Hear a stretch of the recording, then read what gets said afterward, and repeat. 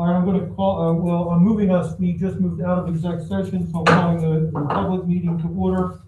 Gino, can you take roll for the public meeting? Mr. Benford. Here. Ms. Brookett. Here. Ms. Hogue. Here. Ms. Hoberg. Here. Ms. Kuttner. Here. Ms. Paoli. Here. Mr. Vecchio. Here. Vice President Seidel. Here. President Sangillo. Here. Gina, can you read the, I'm sorry, we did the pledge.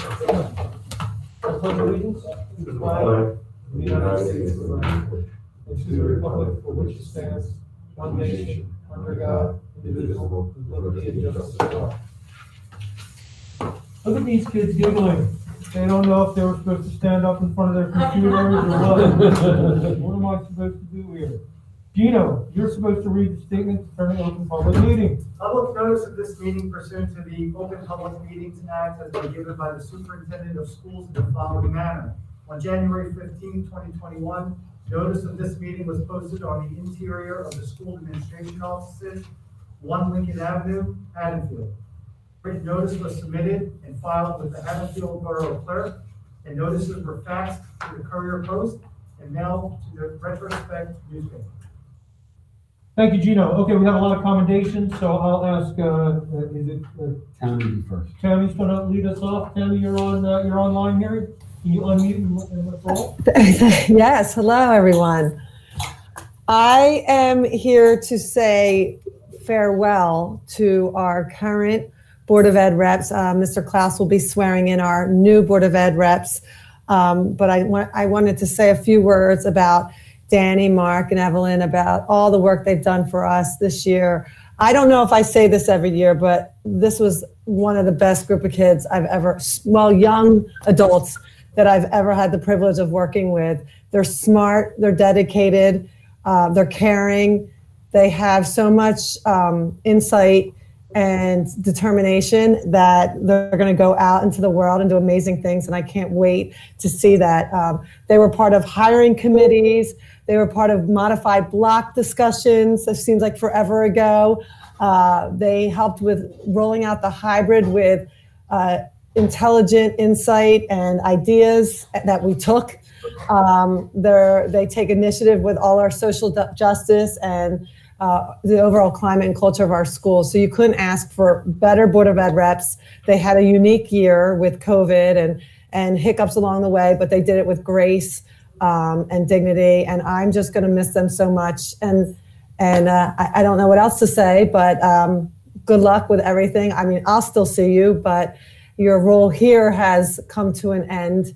And I just want to say how much I appreciate everything that you guys have done for us. Thank you. It was Daniel Pavana, Evelyn Ellis, and Mark Lapresido. They're with us, so if They're you with let us. each of us to say maybe goodbye ways. Yeah, if you say your name, you'll pop up on the screen. I don't know if they can see everyone. If you just say your name and goodbye. You could sing a song for Miss Matozo that she was asking for. All right, Mark Lapresido, thank you all. Thank you, everyone. I'm Evelyn Ellis, and thank you guys. I'm Danny Cavana, and thank you, everyone. I appreciate it. Well done, guys. Yeah, well done. Thank you. All right, I guess we got Tracy. You're up next with our Student Council Executive Cabinet.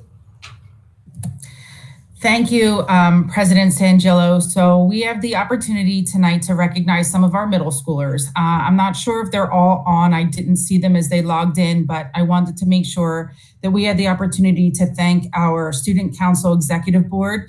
They're currently working with their advisors, Mr. Maxon and Ms. Munns, to organize Dine and Donate at Passarillo's. They had the opportunity to work with us in Fox 29 with Bob Kelly, and they've been doing things within the school to organize events that we can do virtually to keep our students connected. Maeve Hurley is our president. Chase DeGilio is our vice president. Dash Lynn is our secretary. Grace Farrell is our treasurer. And although they may not be with us tonight, we appreciate their service. They continue to work and will work with us for event planning for our 8th graders and whatever promotion ceremonies and experiences we're able to have. In addition, we had a group of students in the fall who wanted to work within the community as service dogs to collect food, to address the food insecurity very locally. So in working with the South Jersey Food Bank, in addition to the local food pantries, one specifically in Westmont, our service dogs were led by Chase DeGilio, Sam Schwab, and Chase Carl, 3 8th graders who worked with a long list of very eager participants who we hope to recognize in February. And they raised not only awareness of local food insecurity, but I wasn't aware that there was a food pantry in Westmont. So they collected food around the holidays and through the winter, but to also bring awareness that there are local places in our immediate community that can help with food insecurity. And we're very proud of them. So we appreciate the opportunity to recognize them and look forward to their future endeavors as well. Thank you, Tracy. Thank you very much. Okay, Ms. Janicentis, I think you have some central students you'd like to tell us about.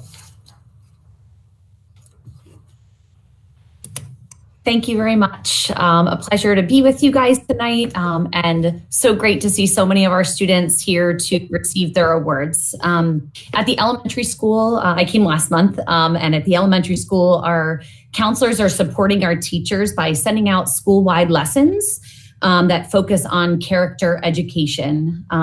In our classrooms, our teachers are supporting our students to help our students learn and deepen their understanding of social emotional learning, appreciation for others, understanding their own emotions, and celebrating our unique strengths and differences. We learn and practice by being reflective and thoughtful listeners in our classroom and online. This month, we've decided to focus on the word empathy and celebrate that with habit number 5, which is seek first to understand and then to be understood. So we are nominating students this month who consistently show empathy for others. They listen to other people's ideas and feelings. They see things from other viewpoints. They listen without interrupting, and they're confident in voicing their personal point of view or opinion or idea. So I'm going to ask the students if you've prepared something. You can definitely say something. If you haven't, you can just say your name. That means you're going to pop up on the screen. So first, we want to recognize Jojo DeFinis in Miss Burns's class. Thank you. Thank you, Jojo. Next, we would like to celebrate Ryan Fortunato in Miss Green's class. Miss Green says that Ryan is fully virtual, but always raises her hand and is curious about what others have to say. She feels confident sharing her opinions, but never puts anyone else's down. She is appreciative of whatever anyone does for her. When she gets books from her teacher, she always writes a thank you note. So Ryan, you can unmute yourself. I'm Ryan Fortunato. Thank you for this empathy award. I feel really good and happy, and I like feeling what other people feel. This school year has been great, and all the subjects are awesome that I can't even choose which is my favorite because they're all awesome. Oh, thank you, Ryan. Our next recipient is Sarah Bonnell. She's in Miss Patterson's class. Sarah always listens to others. She raises her hand when she wants to speak. She waits to be called on. When she speaks, she always speaks kindly and in a confident voice. So unmute yourself and say your name. I'm Sarah, and thank you for the award. Thank you, Sarah. Our next recipient is Lillian George. She's in 4th grade in Miss Gregory's class. Miss Gregory says that Lillian is always conscientious of others and seeks to help or comfort those in need. So Lillian, you can unmute. Thank you, and I really appreciate the award. I feel very happy for this, and even though this school year was rough, we're all getting through it. Thanks, Lillian. Our next student is Wyatt Sheamus. Wyatt is consistently empathetic and demonstrates an altruistic personality. He's kind, thoughtful, and inclusive of others.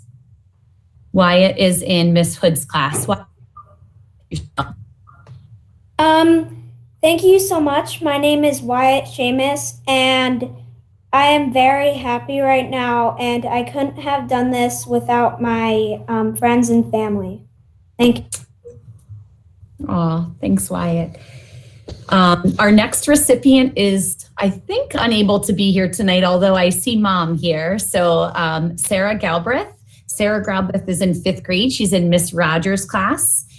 Rogers says that Sarah is a conscientious student who always puts her best foot forward. And I have a little something to read from Sarah. Sarah said, "Thank you. She feels honored to have been recognized. One thing she likes about this year is that her teachers always make her feel at ease." So congratulations to Sarah, who's off practicing, I think, dance or gymnastics. So congratulations to Sarah. Our next recipient is Avery Heislet. She's in Miss Potiger's 5th grade classroom. Avery always shows empathy to her peers and teachers by being patient and helping them in any way she can. She remains positive throughout the day and actively listens to her teachers and classmates. During snack and mass breaks, she always talks to and includes anyone that's near her. The 5th grade teachers know that they can always count on Avery. Avery, if you want to unmute. Thank you. I'm grateful for this award. And one thing I like about this year is being able to connect with friends and classmates, even if it's through a computer. Thanks, Avery. And our last one, I don't see him on today, but is Jules Russekoff. He's in 5th grade and he's in Miss Bellagamba's homeroom. Jules consistently thinks of others before himself. He's always willing to help out and understands how others are feeling. I have recognized that he has the true gift of empathy because he always helps his peers with a calming voice and a friendly smile. He will also verbalize what the other person is feeling. What a skill to have at 11. Jules always waits his turn to speak and really listens. He stands out on virtual days. He often expresses how he feels bad for his sister since she struggles sometimes with this type of learning and he tries to support her in the best way he can by calming her down and working with her and helping her at home. Jules is kind-hearted and always sees the good in situations. So thank you for giving us this opportunity to recognize our Central School students tonight.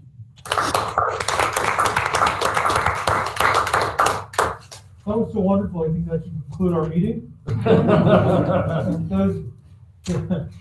Shannon, those kids are great. Thank you guys for all being here. And now we have a special commendation. We have a special commendation for our school nurses. As you know, we've spoken a lot about Beth, Dana, Michelle, and Regina. They're all here, I assume. Each one of you say hi real fast. We can see you here. Dana? Hello. There you go. Oh, there's Beth says hello. Dana? Hello, everyone. It's Michelle. There you go, Michelle. Regina? Is Regina with us? I'm here. Hi. There you go. And then Dana, we saw Dana driving earlier. Anyway, the time and the effort and the work these four put in over since COVID hit is amazing.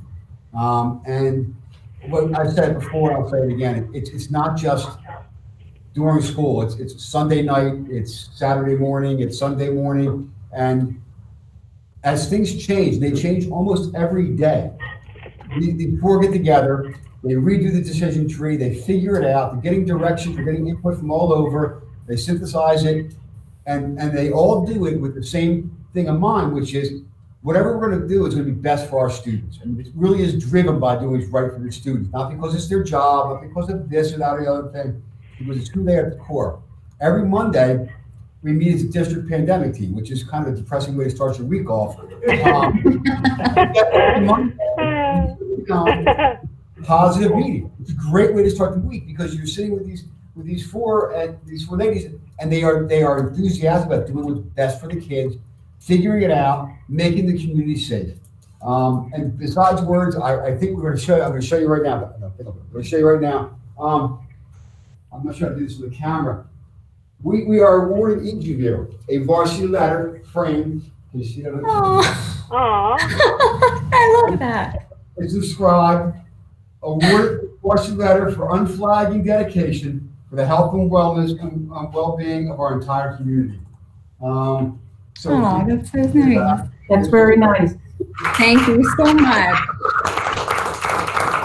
So we will deliver it to each of you in the next couple of days. If you'd like to say a few words, you can, but in all honesty, I think the whole community just really appreciates everything you've done, and we wanted to make a special note of that. Thank you. Thank you very much. You're welcome. Thank you. Thank you, everybody. I work with a great group. I could not work with a better group. Yes, we've gotten a lot of support too from everyone, so it's made our job a little bit easier. Yes, and clearly this has been one of the most distinctive times in our careers as school nurses, but it's totally brought us all together, and we love our jobs even more, even though it's never been more busy. So we really appreciate your recognizing our efforts, and we couldn't do it without our administrators and our principals either. Yes, thank you guys for all the support as well. And our teachers and our custodians. And our families. There's a lot of people. Yep. All right, thank you very much, ladies. Well done. Thank you. Thank you. I can't wait to tell my kids I got a varsity letter. They're going to be jelly. That is awesome. Great idea to give them a letter. Yes. Great. Someone else who may deserve a letter, and I want to mention them during the commendations. The Lions Club hosts an annual breakfast to get a state of the borough from the mayor, and at that breakfast they award the Citizen of the Year award. And it's usually it's always someone who isn't employed by the borough or the school board or the school district, and not a current sitting member of a service board. But this year they gave it to one of our own, our former principal of 20 years at the high school and assistant superintendent. He was assistant superintendent before he retired, Joe Sirico. So I wanted to mention tonight in our meeting that we are very proud of Joe and are very appreciative of the work he does. Joe is a board member with the Haddonfield Educational Trust. He's the president of the Haddonfield Alumni Association. He is the key man for the beautification product. He's solely responsible for organizing the dedication of the track to the Bakers, the Coach Baker. So he is a quiet, steady force of good for not just the district, but the borough. And the board couldn't be happier to see him recognized by the town as a whole for being just a stellar resident and someone we count on. It's a great award, and it's a shot in the arm to keep him going because we depend on him for so much. Thank you, Joe, for all you have done and all you're continuing to do. Joe didn't want to come back. All right. You have a check to present here? Oh, yeah, and now we have a lot for us. So in anticipation of us approving under the finance recommendation to accept a check from the Haddonfield Educational Trust, they were mentioned. The president of the Haddonfield Educational Trust, Adam Puff, didn't want to take a seat up tonight from the general public just to provide it, so he asked the two board reps on the HET to do it on his behalf. So Lynn and I are going to present Chuck with a check. The Haddonfield Educational Trust is pleased to present the winners of the 2021 Innovative Teacher Grant Awards. A total of $7,672 will be awarded to fund 3 projects. The first grant will fund a math facts fluency reflex program for 3rd graders at Lizzie Haddon in the fall of 2021 and will eventually be rolled out to all district 3rd graders in the fall of 2022. This is an individualized online program that tests math fluency, the ability to recall the basic facts in all 4 operations accurately. Students are able to independently work at their own level and speed to build their confidence in their knowledge and automaticity. Automaticity allows a student to retrieve a fact from their long-term memory without conscious effort.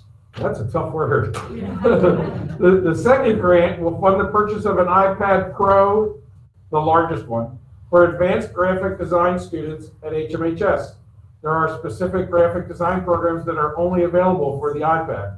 This award will provide equal access for all students, specifically those who may not have had access to a personal iPad at home. And the third grant will fund inclusive book collections at HMHS. This project will kickstart the enormous and important task of building diverse, inclusive, and accessible circulating collections in the library. Students, teachers, and advisors will be engaged in the process to select texts with voices from previously marginalized populations. And congratulations to all the winners. And Chuck, please come up and take this very hefty, large check. Thank you. I'm 6 feet apart. Thank you very much, HT. Very much for job.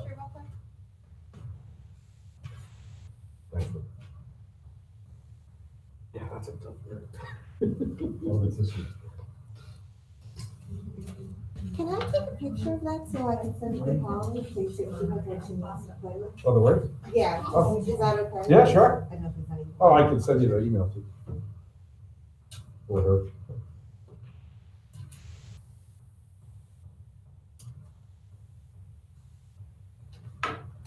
Student representatives swear in. Yes, Yes. time for So, Mr. Klaus. yes, Madeline, William, and Cyrus, can you please say hello so we can see that you are here for us?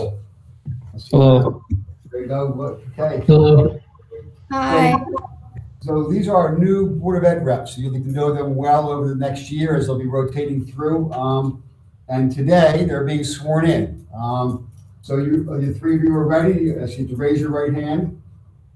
All right, and then repeat after me. I, state your name. I, William Kennedy. I, Cyrus Marwala. I'm Madeline Kush. Okay, so I'll say it once. Do you solemnly swear or affirm? Do solemnly swear or affirm I will support the Constitution of the United States and the Constitution of the State of New Jersey. that I will support the Constitution of the United States and the Constitution of the State of New Jersey, And I will bear true faith and allegiance to the same. and I will bear true faith and allegiance to the same, And to the government established in the United States and this state. and to the governments established in the United States and this state, Under the authority of the people. under the authority of the people. I, once again, your name. Hi. I, William Kennedy. Do you solemnly, oh, sorry, Madeline. Do you solemnly swear or affirm Do solemnly swear or affirm that I possess all the qualifications established for the office of student representative member? that I possess the qualifications established for the office of student representative member The Board of Education, I will faithfully, impartially, and justly perform of the Board of Education, and I will faithfully and impartially justly perform all the duties of the office according to the best of my ability. all of the duties of the office to the best of my ability. Congratulations, you are now officially student representatives. of the Board of Education. And I believe, Madeline, you have a report for us tonight? Yes, I do. So first of all, I would just like to commend Evie, Danny, and Mark. They are really intelligent and dedicated people, and they did a great job in this position. And on behalf of Will, Cyrus, and myself, we would like to say that we are extremely excited for the chance to bridge the gap between the voice of the students and the school board. And we are extremely grateful for this great leadership position. With that being said, the first subject matter that I would like to touch upon is that there has been a big change in the way midterms are conducted this year. So obviously this is not a conventional year, so the midterms have been adjusted slightly. So this year, instead of a traditional 2-hour exam, we're having more project-based and shorter tests that are being conducted. And because of that, they are 5% instead of 10% weight on our grade. And the general consensus I have from my fellow students is that it can be a little bit time consuming, but it is extremely manageable still. So I do get that a lot of students like the projects better than the tests. Another big thing that is happening at the high school is we have school play auditions happening next week. And of course, all safety protocols and masks are being worn. And the basketball and running season started last week. And the students are just so content to have these activities that bring back a little bit of sense of normalcy. And a new policy that was just recently implemented is that teachers can now mandate cameras for students on Google Meets. And I know a lot of students are not happy about this because they may be just waking up and they may still be tired and have their pajamas on.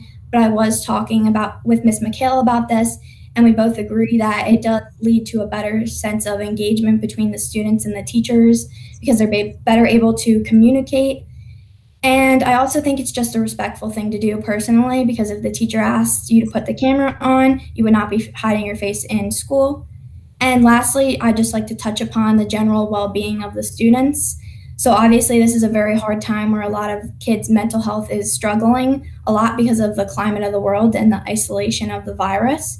So I think as the virus, hopefully the cases go down in the spring and the weather gets better and more teachers are vaccinated and students, I think the best thing that the school can possibly do is to implement as many engaging activities and unifying activities that the students have so lacked in the last year because of the virus. And to conclude, I would just like to say we look forward to carrying out this position over the next year, and we are extremely grateful. Thank you. Thank you, Madeline. Thanks, Madeline. Thank you, Maddie. All right, that swearing in was like one of those awkward COVID moments, right? No, it would have sounded the same here, I think. The camera in your faces, guys. It was fun. It was funny on our end. Thank you for sticking through it, and thank you for serving the student body on this in this capacity. We're going to appreciate hearing from you every month. So thanks for being here. Okay, we are moving on to Mr. Klaus is going to present a presentation on the vision of a Haddonfield graduate that he's been working on, and give us an update. Thank you. Right. So this is something we had spoken about before. We are going to begin to look at the portrait of a graduate or a learner here at Haddonfield. And we're going to look at the why, the process, who we're going to involve in this, and the timeline and what our outcomes and expectations are. So the whys. So why would we take time to define a portrait of a graduate? There's a couple things. We have children who are with us and they go through our system, and really uniquely, we have kids who are 80% of our kids who are here for all 12 years, which is very rare. I mean, you don't find many districts where you have such stability in your population. And they're going to be finishing here, and then they're going out into the world to either work or go to school, whatever they're going to do, gap years. And we'd like to believe we have done our due diligence in ensuring that they are ready for that. We do that through curriculum, through academic and social supports, and through strategic goals. But I don't know that anyone could say with a full confidence, we really know that we're doing that, right?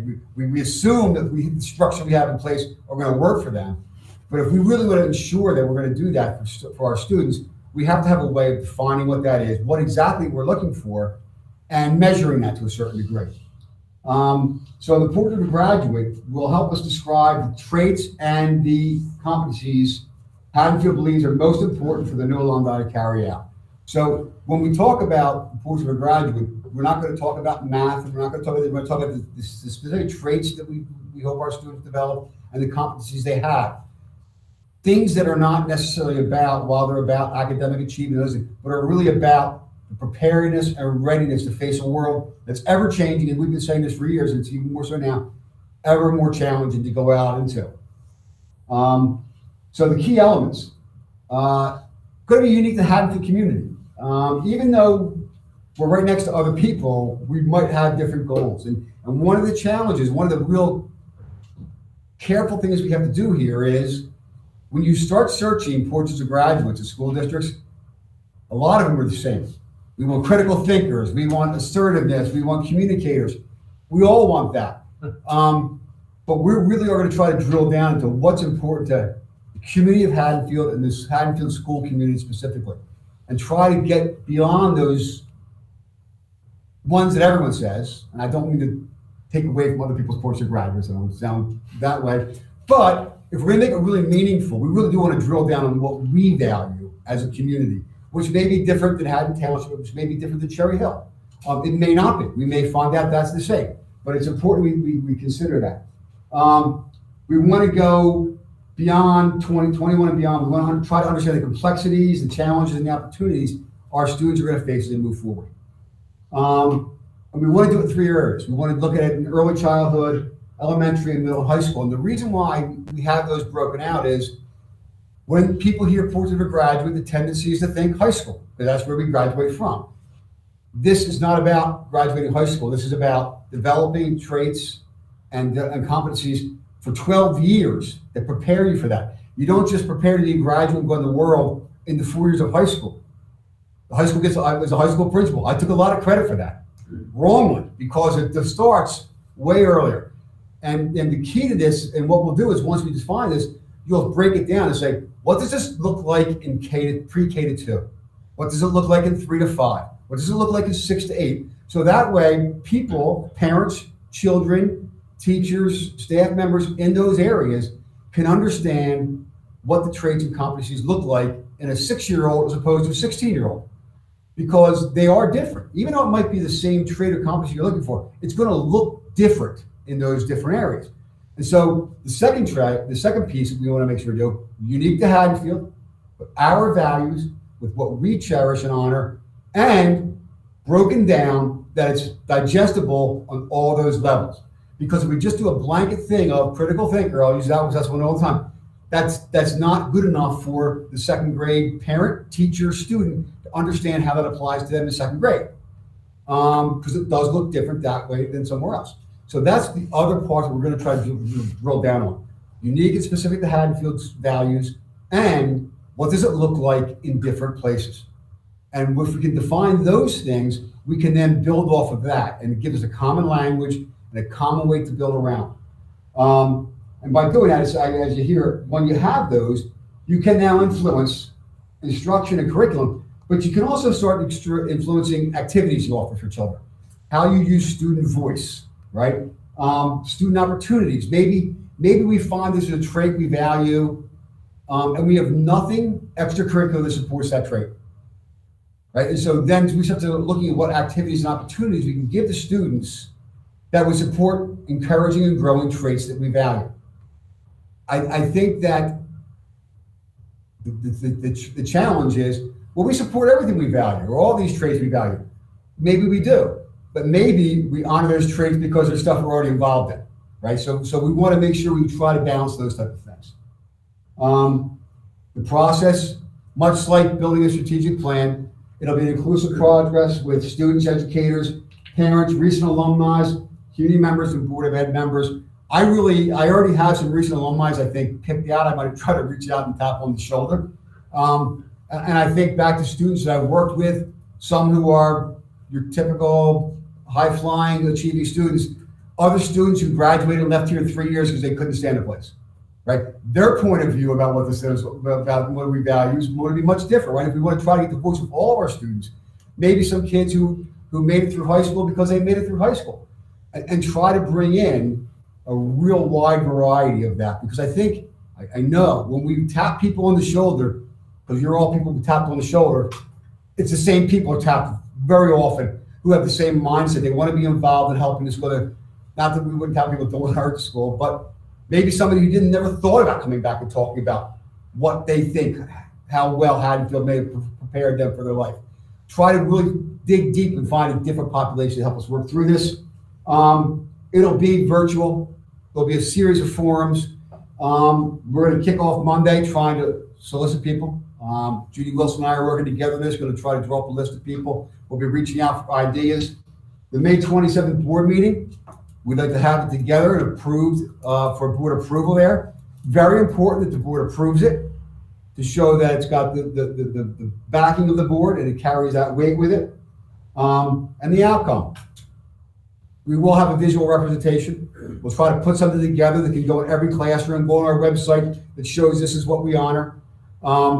I think, and this is something that just occurred to me coming in today, maybe we have a couple different ones. Maybe if we are breaking it into the elementary, the middle grades, and the high school, maybe we tap kids on the shoulder. We ask the kids in high school to do a visual, and the kids in elementary do a visual. So it kind of shows what it means to them. Makes it very important to the pre-K to 2, that their visual is something that they can identify with, as opposed to maybe different for the high school visual. That's something we'd have to talk through. We have to have a common language about what our traits and competencies are we value.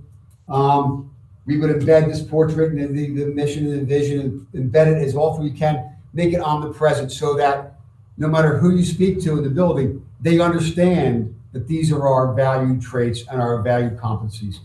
Not just getting an A, not just this or that, but what does that A mean? How does that make us different or better, that thing? Identify and develop initiatives and programs that can help. That goes back to the student opportunities, the student voice, and then measure the progress. So, Paranorm, who's the survey company we use? Panorama, excuse me. Panorama, who we already use for our SEL. I say paranoid. My next presentation is making me paranoid. That's why I'm paranoid. So Panorama, they also offer surveys based on competencies and traits desired in schools. So we already have a tool we can start to do that baseline from once we decide that, and then we can start to evaluate how well we're doing that and keep this as just as anything else. Be a data-driven way of looking at whether we're successful in finding what we value, giving the opportunity for students to grow in those areas, and seeing through the growth in those areas. So in short, that's something I'm going to be kicking off on this next week, the process of going through this. Yes, Heather? I saw on your earlier slide that you were going to reach out to recent high school alumni. Yes. The timing is actually really funny because I was contacted by the mother of a recent alumni who wanted to give feedback, and I encouraged her to have him reach out to either you or Dr. Priolo. And she said that he would feel awkward doing that just because he would just feel awkward. But she said if they were going to send out a survey, he would happily spend time filling it out. So I just wanted to propose, I know that there has been some time that we've been working on our alumni database with email contact addresses that, maybe consider if there's a way that we could send out a mass survey and just see who wants to participate. Yeah, certainly a possibility. And what we have in Naviance, which if you don't have a child in high school, Naviance is the college application software we use, where you build your resume and apply to colleges. We have 10 years worth of student emails. Now the challenge is that when you're in high school, your email might have been cool guy 34, and now you're no longer cool guy 34. You now have a college email. So then I always check. But we have a pretty high response rate when we use Naviance, the emails and that thing. That's a good suggestion, I think. And you have cell phone numbers. We have cell phone numbers. Don't change. Right? No, you're right, forever. So, so maybe there's encouragement coming out of there. Chuck, one other really quick question. I was wondering, I thought it was really interesting how you really stressed that we don't want, I don't know if glib is the right word, but we don't want the phrases that everybody's using. We want it to be meaningful and we want it to be distinct. And that caused me to also think, and I'm sure we'll go into this maybe with Judy Wilson or more detail in the future, but in trying to make it distinct, how do we also not have values in there that perhaps the entire population does not agree with? And there may not be an answer to this, but my point is that obviously we want to come up with something that the majority support, and maybe we can't get everyone to support every value, but it's just led the wheels to turn in my head that maybe not everyone is going to value the same values that some of us value. I agree. The way I would envision it is we start off probably as the groups get together with maybe 100 words on the board. And by consensus, you drive it down to the ones that those people see are the ones, But you're right, there will be some people who don't think that that's as valuable as something else, right? Examples, empathy today. We saw our central school kids being empathetic. I believe empathy is one of the most important things a person can have. There are other people who simply don't think empathy is that important. I mean, that's a really good point too. But their values aren't necessarily words; they're deeds too. Right. So as you just said tonight, we all get asked the question, like what is it about Haddonfield? I'm sure everybody gets that question. I've answered it for years that it's the children, they learn, they do, and they give back. I mean, that's something that I've always said. You see it on an example tonight, just with empathy. The elementary school kids are learning it.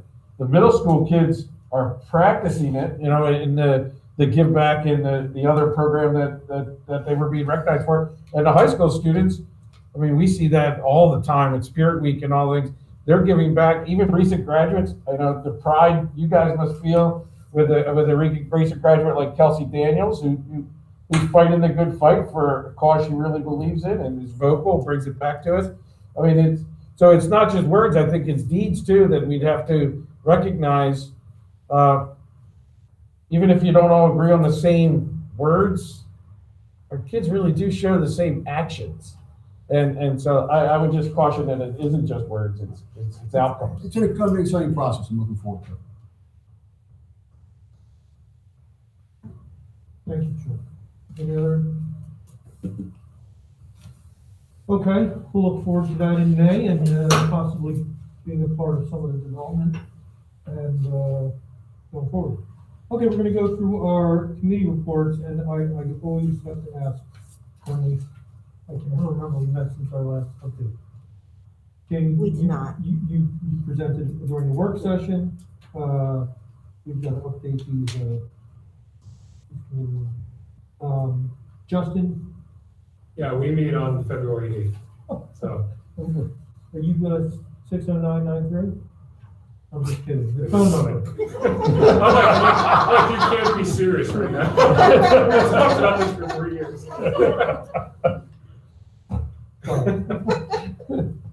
Lynn stayed the same. Lynn, did we go? Yes, I gave that You gave the last update? week, so. Thank you. Thank you for bearing with me. Communications, we, Linda is our new communications chair, and we had a very productive meeting. Linda. Yeah, we met this week to talk about refocusing the communications committee. It's a new committee that was just formed last year, and we're just going to take the time and evaluate, say, what can we do better? What are the things that we want to focus on? And we want to include Chuck and or Gino in our meetings along with Polly. So really, it was our first meeting was really just talking about what do we want to do and refocus. And we're going to meet in another couple of weeks to get some action items.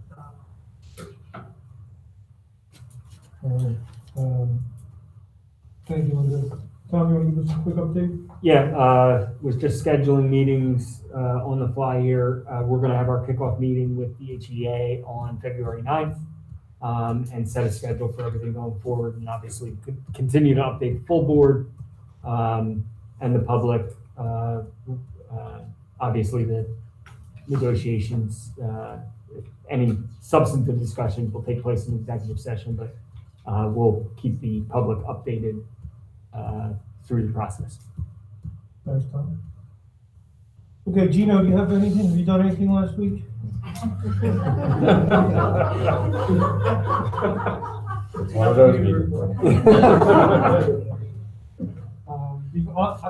As we go, I mean, I tend to try to bring levity to these meetings, as you can tell. I hope I'm not overdoing it, and if I am, please tell me as a board, and if someone that, because I can't help it.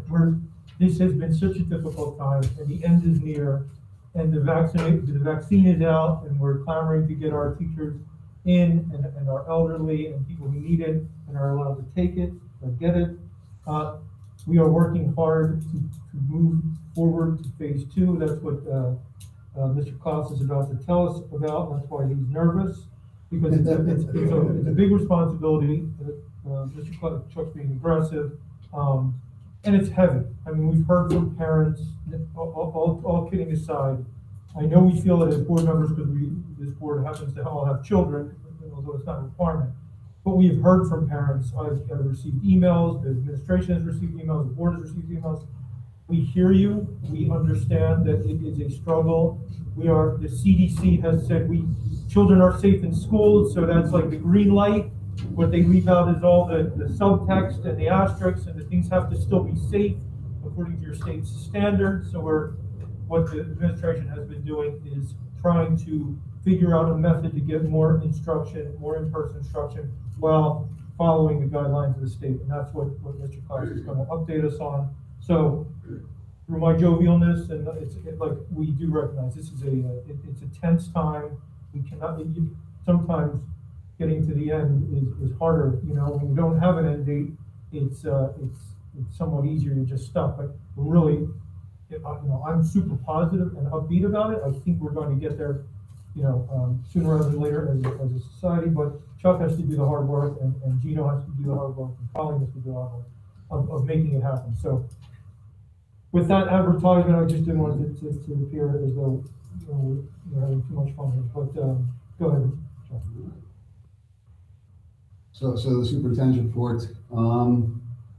A couple quick things. The NJSLA, which if you had asked me, I would have guaranteed, when I got, once again, Chuck proves he doesn't understand what's going on. I would have said there's no way they're going to do this for all these reasons. I think I was talking about test security last time we talked about it. We got a memo today, I think it was, that it's happening. It's going to happen, even if people have to take it remotely, which will be an interesting case because for a lot of reasons, right? Because these scores, and if you think about it, if you're a teacher, these scores count as SGOs, which I imagine they wouldn't do that, but who knows? Really, I don't know much of these things. So you know, people are taking it home. That can mean one of many things, right? That how well that's the situation they're taking it in, and then next those scores carry. They track kids, and they track teacher SGOs. So it's going to be a really interesting thing. A lot of hard work. I don't envy. The teachers trying to prep for this. I don't envy the children have to take it. I don't envy the tech department here who's going to have to support perhaps 400 kids taking this or 500 kids taking this from home and how that's going to work. So there's a lot of things we're going to have to learn about it, but it does look like the NJSLA will happen this year. I don't have this on here. I did participate last night in the Haddonfield Civic Association forum on community health. It was an interesting forum. I actually learned a lot. And one of the things I'm going to try to do, Scott, I can't remember his last name, escapes me. Woodside. He doesn't use social distancing. He uses physical distancing as a terminology. And the reason for it is we are isolated in this time with COVID.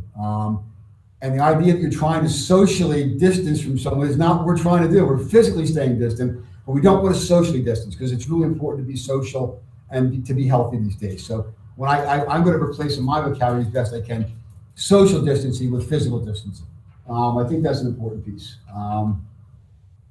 So COVID numbers, you may have recognized this. Gino's putting this now in our letters. This shows us our active COVID cases.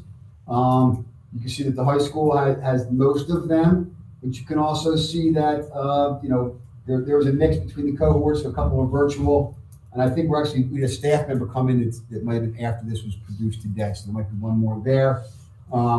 Those numbers are actually a little lower than we've had in the past. Here's our quarantine numbers, and you can see the high school once again has the largest number of quarantine, primarily because of an athletic team. But those numbers are dramatically different, if you remember, than November and December, where there were numbers of 300 and 400. So we're doing better here as well. This is our total positives. The blue are the students, the red are our staff members, and those we're following the holidays and those events. This is by grade bands. You can see that. This is the thing we would look at is our Cali index. We went up again, which is a little kind of disappointing. We were hoping to stay on a downward trend. But you'll notice that the COVID-like illnesses was way down. We pay more attention to case rate, to percent positivity, and to infection rate than that. But the COVID-like illness is something that the Department of Health looks at as they try to track general health of the community. The positivity rate they say is important because that shows if enough people are getting tested. So the positivity rate is too high. They're saying enough people aren't getting tested. Currently in Camden County, the positivity rate is 9.5. This indicates the entire Southwest region. If you look at Salem County right now, their numbers are very high. That's including Salem County's pieces. So that's one of the things going on. They're the numbers as we look at them right now. These are our charts again, as we're used to seeing. Phase 2. We've been talking about this for a while. We've been talking about it, since July. And if you remember at the October 29th board meeting, we talked about implementing phase 2 with a mid-December goal based on numbers.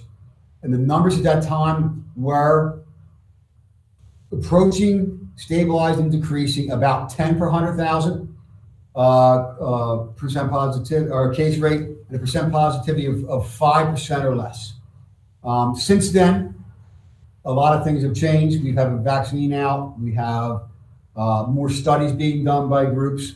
And so we went back as we looked at phase 2, which will be similar to what we presented in October.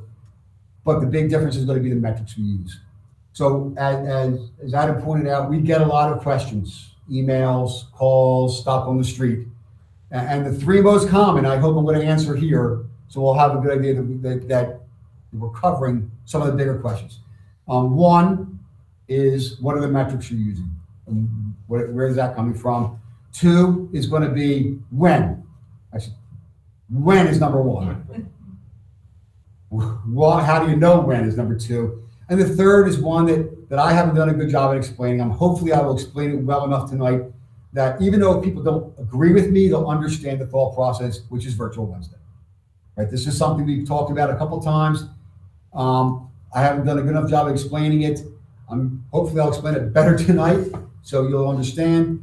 And even if you don't agree with me, you'll at least see where the thought process is for it, because some people aren't connecting with it. So here we go. Your first was Virtual Wednesday? Virtual Wednesdays.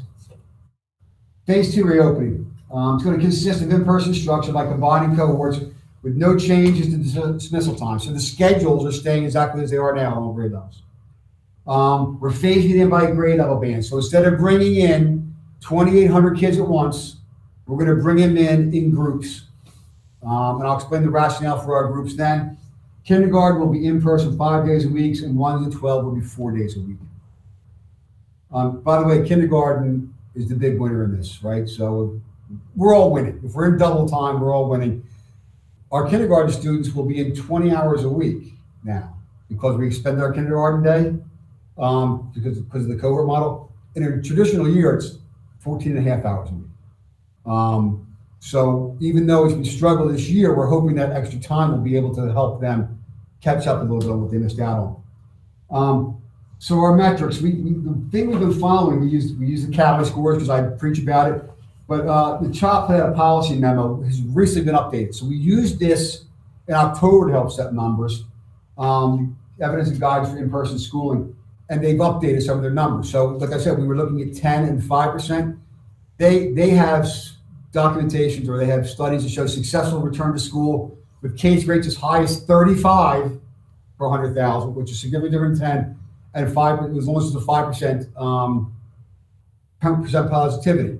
But they also use 10% as percent positivity. So we're going to kind of flux those scales. And if you look at those numbers, they match with the Cali numbers.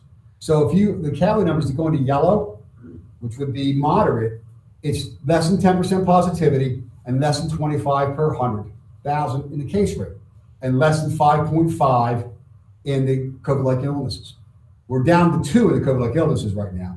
So that's where we're landing. We're going to land on 25 per 100,000%, and a percent positive. We're looking at less than 9. We're going a little bit lower than that because the approaching 9 we get scared. Cali score of 2, which both of those, they're going to line up. Both the CHOP numbers we're looking at and the Cali scores, they're lining up right in that area. And of course, numbers are numbers, but if we see huge spikes come along the way, as we get closer to that, we will have to stop and reconsider it. We just can't say, we're hitting this number, and all of a sudden the week beforehand, we see a spike and just say, okay, we're throwing all caution to the wind. We still have to be thoughtful about how we get from here to where we get to. And rapidly accelerating community. If we have breakouts in the school breakout changes everything, and that's that whole point there. Projected timeline. We're staggering return. Our kindergarten to second graders are the learners who need this the most. So we're going to bring those students in most. As Gino, we all know the studies, but and Gino was pointing out today, if kids don't break the code of reading by the end of second grade, it's a whole different ballgame for them, right? So we want to get these kids in. We know how important this is. The same CHOP report just came out, and you saw where CHOP was saying stay full virtual. They're now saying come back. The CDC is coming back, and they're signing that in the younger kids, the relatively ineffective drivers of transmission. That's part of that report that came out. So the younger kids aren't driving transmission. The older kids are. So combined with the need to be in, and the fact that the younger kids aren't driving transmission, we're going to bring those kids in first. The high school kids in middle school, we have they're going to be pushed back. So we're trying to push back that timeline for those groups by bringing them in. And by the way, our data aligns exactly with that the high school are the transmitters, and we don't have much transmission with the little guys, right? So it actually lines up not just in those studies, it's practical in our world, what we're looking at. We're shooting for, and this is, once again, the caveat, if we can hit our metrics, we're going to shoot for March the 1st for our kindergarten through second graders. If I could bring them in February 15th or 17th, I would, but that's not, we're not going to get there number-wise. But there is a shot if you look at we spiked this week in the Cali score a little bit, but when you're not spiked after the holidays, you usually drop about the percent difference in drop is about 7 to 10% a week. The Cali scores, by the way, are a week old. So they come out Thursday for the week before. So the numbers we got today that I just showed you are not from the current week. They ended Sunday. This week's numbers are really low if you've been watching. I think in Camden County, the numbers per day are less than 200 almost every day this week. As I said, the percent positivity in Camden County right now is 9.5. The infection rate is 0.92, which is really trending in the right position. So all those numbers are trending our way, except that case rate number. All those rest of those numbers are really coming our way. So preschool will remain as it is because we have those worked out. 2 weeks later, March 15th, we're going to bring in 3rd through 5th grades, and then 6th through 12 on March 29th. The goal would be to get everyone in for at least a week before we go to spring break, to try to get them going before the spring break comes in, right? So that's the reason why we frame these timelines out. We believe, looking at numbers, they'll come down low enough by then, and we believe it's important to get kids in before spring break. And then we will immediately, March 2nd, we're going to start evaluating for phase 3 and seeing what that looks like. Now, like anything we do, we steal ideas off of other people, right? Haddon Township is announcing today that they are going on February 11th to full-day cohorts. So they're figuring out how to eat lunch. We'll talk to them and say, tell us how you're eating lunch. Some of the things they're doing right now, we probably couldn't do. They have space that's different than us. They have staffing that's different than us. They're eating in the classrooms in the elementary schools. We couldn't staff that right now. So there are some differences going on, but at least we'll have an idea. And we're exchanging with him with our thought process for ours. So we're working with other school districts. Virtual Wednesdays. 1 to 5 is they're going to be 1 to 12. The reason why we have it,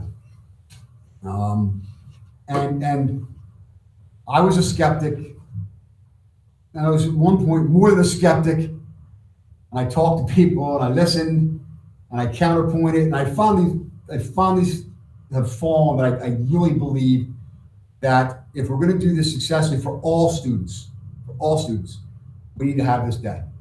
And the reason is a couple of them. The primary driver is small group instruction, right? So in grades 1 to 5, you have level groups of instruction where 5 kids will come together who are on the same reading level, who have the same troubles in math, who are doing the same piece of this, the same piece of that. And you work in small units to solve the same challenges together. And one of the great things about, you see it when you're in a classroom, one of the great things about these small groups, when you do this, you learn as much from the other kids as you do the teacher, really. The questions other kids have, they help you figure things out. They make you see that others are saying the things maybe differently like you are, differently from you. So they're really valuable.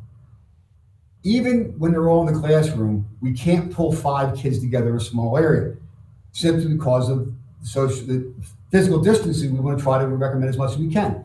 So the ability to be able to have teachers be able to pull those groups together on Wednesdays is a crucial piece.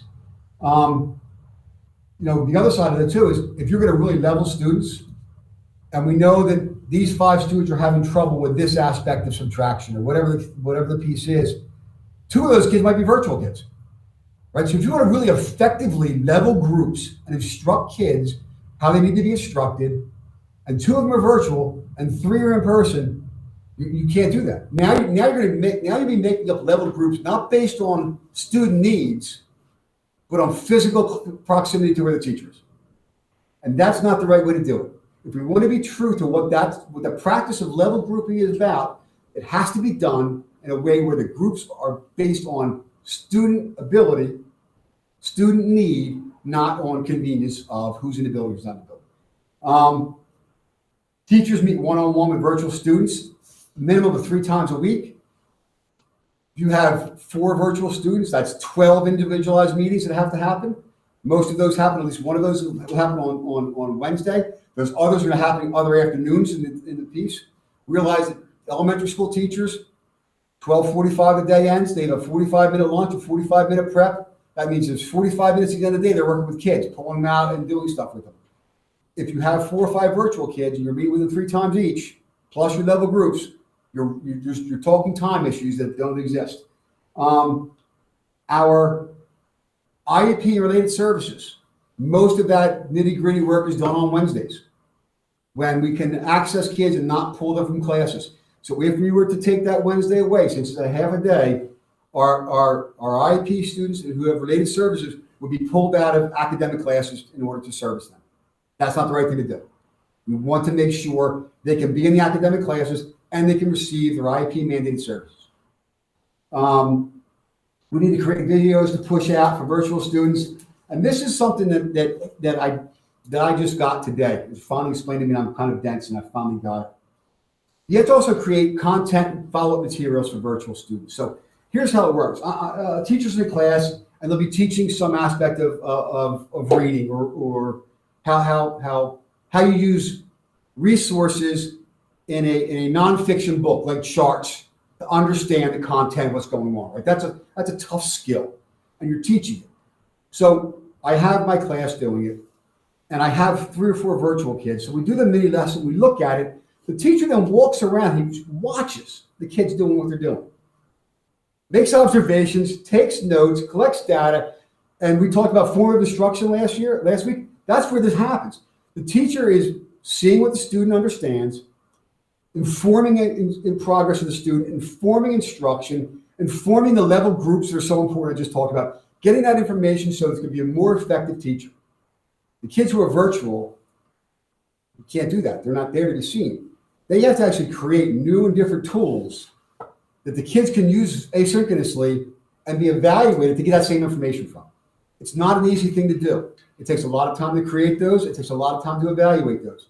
So, this is resources. And our teachers are our greatest resource, and they're limited. Big difference in kindergarten. First of all, it's half day, right? We have half-time employees. We have a full-time dedicated virtual support kindergarten teacher. We actually, if you remember, we hired an additional kindergarten teacher this year. So that way one person can support virtually all the kindergarten students. So in kindergarten, while those virtual students need that support outside, we have a person dedicated just to do that. They're not also teaching in the school every day. They're teaching virtually support in the afternoon and doing those things. So that's a big deal. That's why otherwise kindergarten went 4 days too. That's what allows us to get that 5th day for kindergarten. So that piece about, when you think about it, if you're really going to be effective instruction with those level groups and formative assessment throughout the day, it's time resources, it's creative construction of things. All of these things are time intensive, and I know people aren't happy about it. And I understand they may disagree with me, but I will tell you that when I think through all these processes, if you really want to give the best quality you can, you've got to allow the teachers the time and resources to create these type of high-level pieces. And I go back and the one that if you start creating level groups by convenience rather than by need, you don't need level groups. You're not certain. You're almost actually wasting your time. You're an overstatement. You're not using time effectively. You're not hitting the needs of students the way you should. That's why I really, like I said, I was a skeptic. I was like, oh, come on. But as I really started watching this and really started digging in, studying it, I should have done that from the beginning. I don't know what I was. I wasn't thinking clearly. But it took me too long to catch on. But now I do understand it. And so now I'm hoping you guys understand it as well the way I do. Grades 6 to 12, it's much different. They're going to be full virtual and hit all their classes. So 6 to 12, on Mondays, they have a clear as 1, 3, 5, and 7. Tuesdays, 2, 4, 6, and 8. Thursdays, 1, 3, 5, and 7. Friday, 2, 4, 6, and 8. Wednesday, they meet the whole day. They run the schedule. It's the one day where you meet all of your kids. The kids meet all of their teachers. The kids and the teachers both think it's good. It's a lesser of a stress on the kids because they're more independent. So they're much easier to see how that works. It's a good way to check in with the two to make sure that everything's on the same page. So that's the rationale for the virtual on 6 to 12. Before I go on, I know that this is a topic that we've all been curious about. Any questions about the virtual Wednesday and why I believe we should keep it? Go ahead. It's not a question about why, there are aspects of it that you're saying you're coming to today. And as board members, unless we're educators, it's a concept that's, it begins as foreign, and then you learn as you spend more time talking about, pedagogy and education. But for a parent at home, and specifically, like you said, for an elementary school kid, I think what would help, and I don't know, and honestly, I don't even know if we're doing it. It's sort of like a handbook, and it's a handbook for the parent. What and why? Not a great explanation, but what should I be looking for my kid to be doing on that Wednesday? Because I don't even know that I understood. You're looking at it from an administrator's perspective. You're looking at a system. Parents are looking at it from their individual child's perspective, and often multiple children. And the best we can do is, we're trying to check in through electronic, through Genesis if they're older, to see what the grades are, to monitor. Maybe if we, and I'm looking at Colleen, maybe if we could figure out a way to communicate to the parent, what should you be expecting, or what should you be looking to make sure your kids do? Because personally, I don't want to talk lousy about my child, but I cannot. They don't know. I don't know what to be making sure that happens. You know what I mean? And I'm working. So there's limits to how much. If I may, I would suggest reaching out to the classroom teacher, because the classroom teachers are creating exactly what you're describing, and they're giving them out. But if you're not seeing it, then there's a communication gap with that particular. So I would just reach out. That's what I've told other people, that if you're not getting it, which it's not easy. The fact of the matter is that this is teasing out the difference between actual teaching and supervision.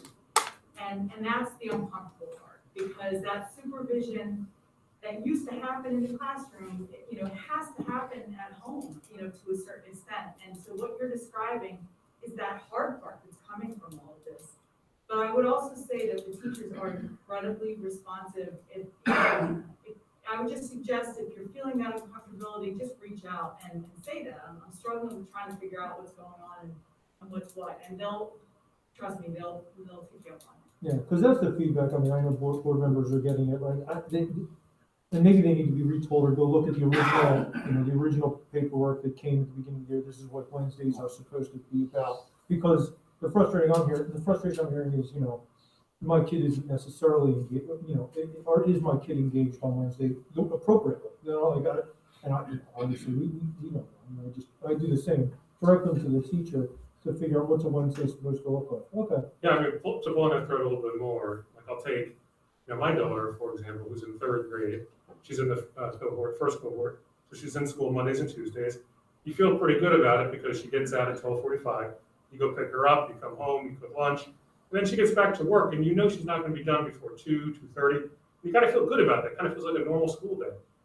You look at a Wednesday through Friday, and sure, I'm in my work meetings. I don't always know exactly what's going on, but she's kind of done by noon. And so as a parent, it just doesn't feel right. Like my child doesn't have an IEP. And so it's not like I'm saying, okay, well, she's having individual time on a Wednesday, for example. Like I don't see her necessarily being pulled into small group meetings. So Wednesday through Friday kind of feel the same. It kind of feels like she's done by 12 or 12:30. So as a parent, you're like, I understand this is kind of the best we can do right now, but something just feels off. And maybe it's something that we just can't address because, there's a pandemic, and it's something we just have to live with, understanding that Wednesdays are needed, for kids that have IEPs, for teachers to spend time with virtual learners. But it's just that sense, it's that uncomfortable feeling where I think parents that are kind of similar to me, at least at the elementary level. Okay. All right, thank you. We'll talk about that.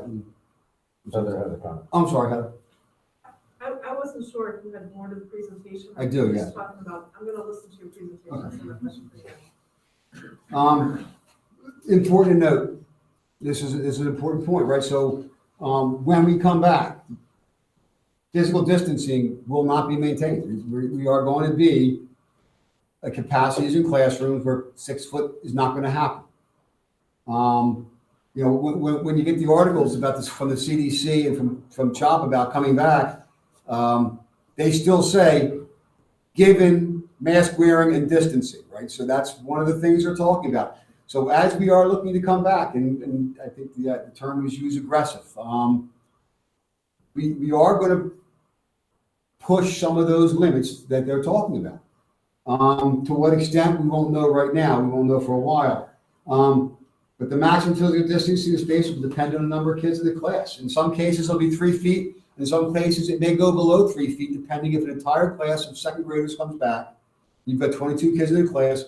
The physical distance of 3 feet will not be maintained. I can't promise that. And that is something that would be going against some of these advices we're looking at, right? I mean, that's that risk for us to come back. This is what we have to push.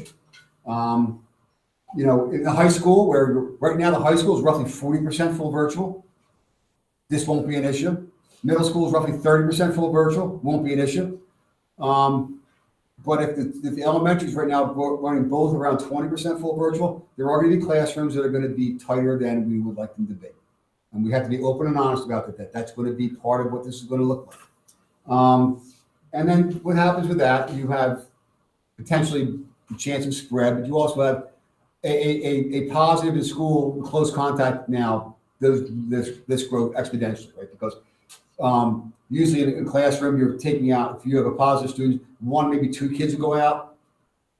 This will be 6 kids going out probably for every positive in school. So that will have that effect on them. Our hope is that the numbers are down and these things that won't have any more positives, but that's not a realistic way to look at it. So we will be talking about putting out a survey to find out who would still want to come in. We did this in October, end of October. It was roughly 80% said we would come in. At that time, that mimicked what was that? Who were the number of percent we actually had in school at that time? Right now, we don't have 80% in, right? The number of high school, which is our largest building, is 60% in. So we have to see that. That's going to help us with our classroom setups and planning for pushing out instruction. Movement between in-person and virtual. We've been very flexible. We've been turning on a dime for people. This is going to be harder now because classroom setups are going to be impacted, right? So we would have to start looking at getting back to our policy of the 2-week notice and that type of piece. And the survey is going to be 1 or 2 questions. You're going to go, would you go with a combined cohort model or full virtual? We are not going to offer, I'm going to be 2 days in and 3 days virtual, right? We're not going to have, you can stay in cohort A. That would cause a lot of management issues, a lot of challenges there. So we're going to just give the 2 options. We're going to try to push that out. We'll push that out on Monday. And we're going to give a week for surveys. People have time to ask questions, think about it. In the newsletter tomorrow, I'm going to have an explanation of this, of phase 2. That's going to be part of the newsletter, along with links to this presentation. We are updating our FAQ, so that way people will have a place to go to for there, and get this word out. And that's our plan. So that's our hopefully our potential timeline for a March re-entry into school with the combined programs. Is there a separate selection process, or is the survey where you make your selection? The survey will make a big selection. And you'll be able to change your mind on the survey. We're not going to lock you in and say, on Monday, say yes, and you think about it, or numbers change, you might do that. So we'll have that, but by the 8th, we'll want to try to get a really good idea of the percentage. And so does that mean, that based on the survey that goes out, when we've said, as long as we hit our numbers, what if we don't hit the numbers, but it's awfully close? Hold numbers for? Whatever, the Cali numbers, the percentage. Oh, like, is that a hard and fast rule? If we're putting out a survey. We're going to put, I think the word we're using is approaching, stable and declining numbers approaching those. So if it's 25.4, yeah, yes, 27, no. So, and the trend of where they're going is also an important part of it. That's why the 5-week, based on, listen, Cali was a week behind, we're gonna have a 5-week run up of watching the trend go there. So that'll be informative too, of where the trend is going.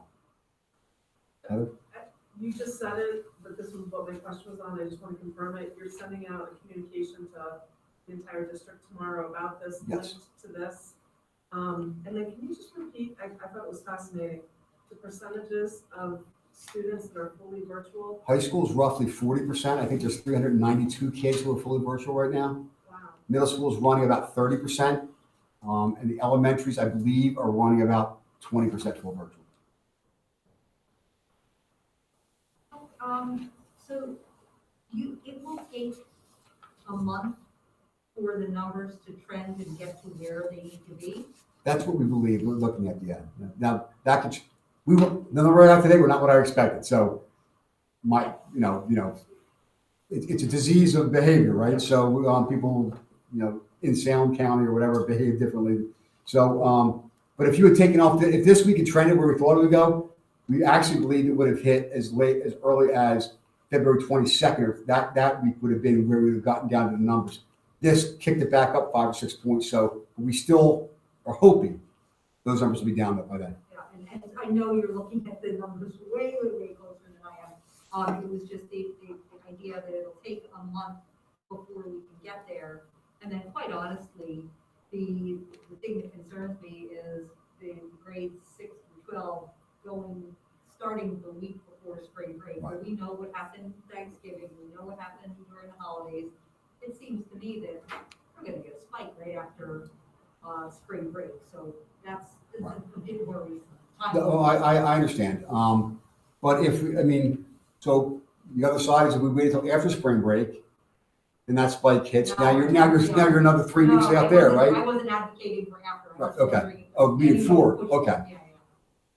Okay, got it. I would hope that the encouragement to know what you're going to lose might be the behavior change enough. I mean, I think I said this in the last meeting, right? If 85% of the survey people said they want more time or whatever it comes out, well then put up or shut up, right? Like change your behavior to keep what you want. You can't have your cake and eat it too, right? But so I have 2 questions from your thing, and they're both about physical setups, and they look differently for K to 5 and 6 to 12. So 6 to 12, you're moving from class to class. It's the luck of the draw, right? About the number of kids who would respond to the survey as saying that they're coming all the time. So you have what you have. Physical layouts of the classrooms, are they going to go back to those like active models where they're facing each other, or are you still going to keep them facing? We're still trying to keep all those. So we have the desk shields for K through 5. We have the desk shields. We'll still try to keep the desks in rows. One of the challenges we're starting to solve right now is our kindergarten classes don't use desks; they use tables. We don't have desks for them. So, we're looking at what can we do to pull desks rather than put kids at tables, because we prefer to be in desks and tables. And one of the ideas is if 20% of Lizzie Haddon is going to go full virtual, there's 20% of her desks that wouldn't be used. Maybe you can shuffle those around, try to the numbers work out that way. So ideally, we're still going to be, and I tell, I go back to St. John's 1970, in aisles and rows doing that thing. I made that joke before my mom watched the video. She yelled at me because I made fun of St. John's.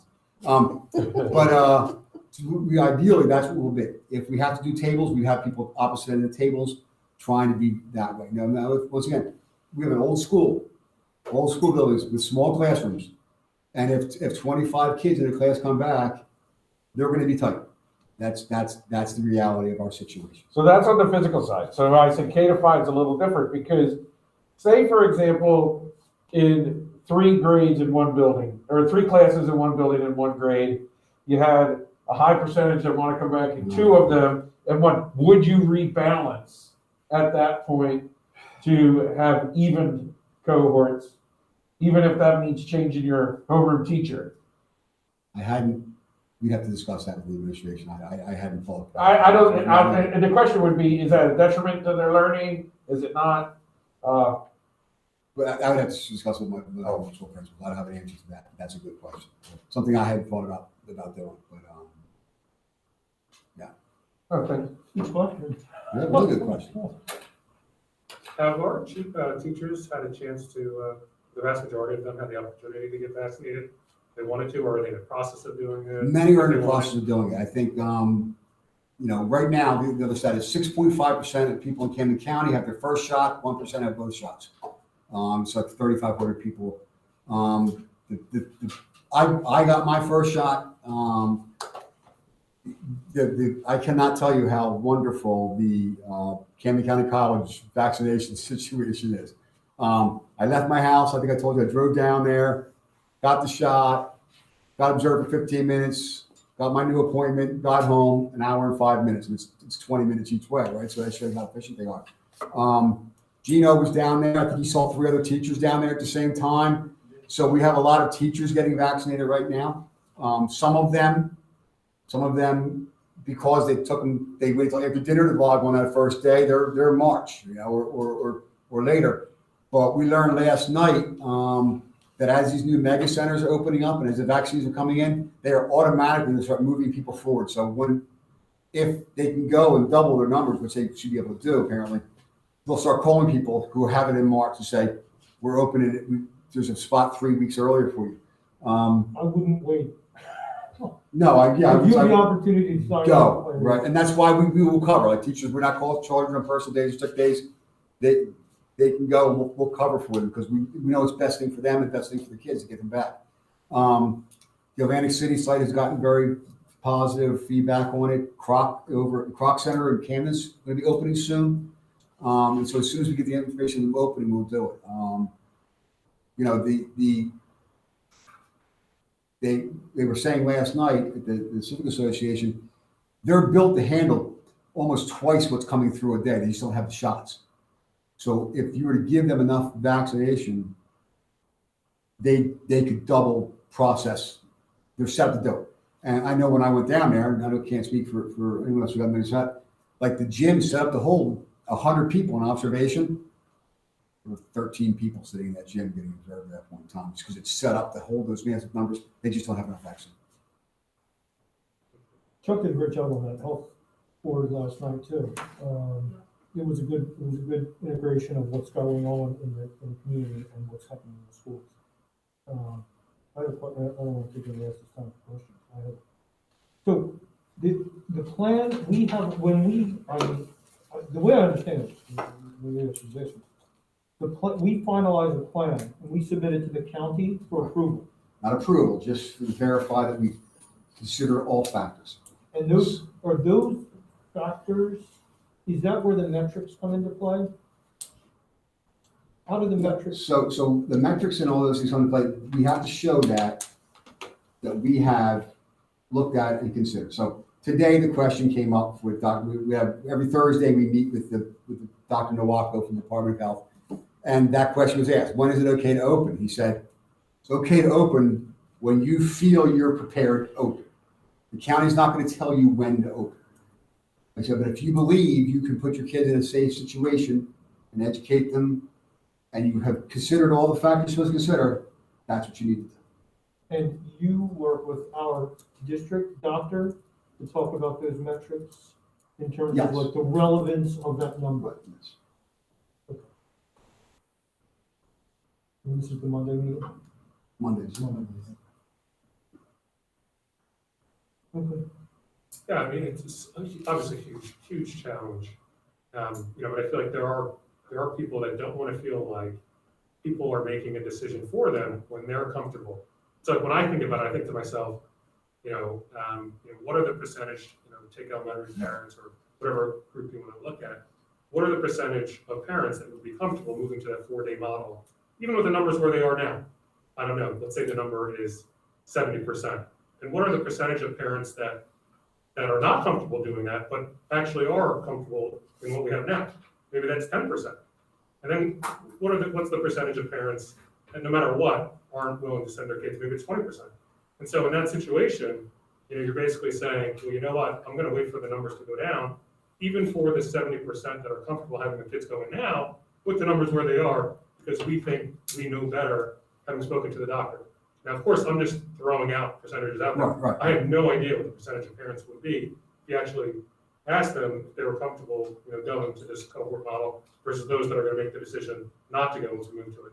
But it's those considerations, and so I think it takes in our heads us being able to say, well, we think this is what the percentage is going to be, or just saying, you know what, we're just not comfortable no matter what. And there's also, I guess, the teacher element too, which is why I asked that question, because no matter what, you got to protect the teachers. And so regardless of what parents want to do, you got to feel comfortable that you're not putting your administration and your teachers in harm's way. But if the vaccine is widely available and people have had the opportunity to do that, and if you have a particular population of parents that feel comfortable sending their students there, and it turns out to be a pretty big majority, we got to kind of listen to what the community is thinking. Right. So I'm going to be really interested to see what comes back in the survey. So, leaning towards what Linda was saying, just so I can articulate it better and to understand from you, can you just walk us through and give a little bit more details? And I can already partially envision it, but just want to get more details from you. Why it would take 4 weeks as opposed to some parents who are saying, couldn't we do it in 3 weeks or 2 weeks, which I think is a heavy lift, but I think people will want to know why, and it's great to be able to explain it. We look right now, the case rate is about 54 per 100,000. Last week it was 47. The week before that it was 53. So the percent difference from week to week after a spike goes down roughly 8 to 10%. So it would drop, if it's 50, it's going to drop roughly 4 or 5 points every week. So it was in the mid 40s last week. So we're figuring it would take to drop 16 points and get down to 25 would take roughly 4 weeks. I mean, they're the type of things we're speculating on, right? The models we're trying to build. The numbers didn't go that way this week, right? So all this might be washed if the numbers keep going back up. But that's what we based off of. If you look at the scores, the Cali scores, the case rate since September, except for the spike after Halloween, the spike after Thanksgiving, and the spike after the holidays, coming down from that spike, the percent difference from week to week is roughly, as it declines, 7, 8, 10%. That's what it's looked like most weeks. That's the metric I used. So you're solely basing it On history. predictions, on cases. I thought that in addition to that, there was a whole, Well- let's get the surveys back. How long does it take us to change the configuration of the classrooms, get desks in the classrooms? But it's So it's all cases. when we go to combine the cohorts, going to be the metrics of percent positivity, case rate, infection rate. They'll be the 3 numbers we really look at. The numbers from the survey will indicate how we set classrooms up in those things and are able to guarantee physical distancing. How much lead time do you need? A week or so, yeah. Well, we figure if we get the surveys closed on the 8th, by the 15th, we'll be able to know, 17th, because we'll be off the 15th, I think. We'll be able to know what the classrooms need to look like, and Tim and his guys will get on moving those, and Tricia will get on setting those up and talking with teachers to make sure they're comfortable with how they're set up. As I said, in the high school, middle school, it's probably pretty easy because they're desks and rows, right? And that's what they have right here now. Elementary, where the classrooms are configured a little differently and they're a little smaller, it's going to be a little more challenging, but that's what we're dealing with. Safety of staff, Justin said, is key. But there are HIPAA rules about what you're allowed to know and not know. And has the county talked to you guys about how to navigate that communication? You can't. I don't think you're not allowed to ask it. You're not allowed to ask teachers to tell you whether or not they've investigated. No, we don't. So, no. Are you discussing that at the county level? How do we? Because if 95% of our teachers get vaccinated, and I'll say this to the board too before I ask the question. I reached out to Governor Murphy's office on behalf of the board to ask him to set aside vaccines and just have separate, to set aside for our teachers as essential personnel. I haven't heard back. But we're also submitting tonight, I don't know if you saw it, it was an add-on from last week. Lynn caught it through the NJSBA emails to have we're passing a resolution also requesting Governor Murphy to do this, and we'll send it to the office, another communication to the office. But, knowing if we knew that 95, and this has just got to be a question for every school district, if you know that 95% of their staff are vaccinated, and have the week of that's where they're safe, it changed, so I'm sensing, and this is why it may even be a good question to start to refine on the questionnaire. I'm sensing that parents are more aggressively wanting to return than we, within our staff, who we need to protect, is comfortable, we can't just say, tell us the numbers, let's open, right? We have to protect the people who work with us. So, but if we know that they're safe and the parents have an appetite to return, then we may have an opportunity, but no one's really talking. It doesn't sound like they're talking about that at the county. No. Maybe we can bring it. I know that at one point, Gloucester County was a little different because of political connections. It was trying to get 2 days set aside for teachers. Yeah. They were actually going to try to dedicate a site and give 2 days for all teachers in the county to get vaccinated. I don't think it came to fruition. Sean, you're Gloucester County, right? Yeah, I already got my first shot right. It was in Gloucester County. Sweeney was trying. Well, Sweeney's. I think he's not that Sweeney. Not that Not Sweeney. related. Not related. I think they wanted to try to get 2 days. Now, there's a big difference. Gloucester County's there's a lot more teachers in Camden County. There's political affiliations, but that didn't happen. That was one of the thought processes. If you want schools to open, take 2 days, get a mega site open, bring all the teachers through, and get them all vaccinated.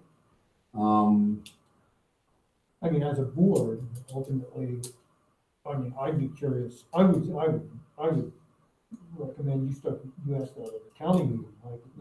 This is sort of one of the obvious questions. When it's safe for the staff, and if parents have appetite, let's have it, right?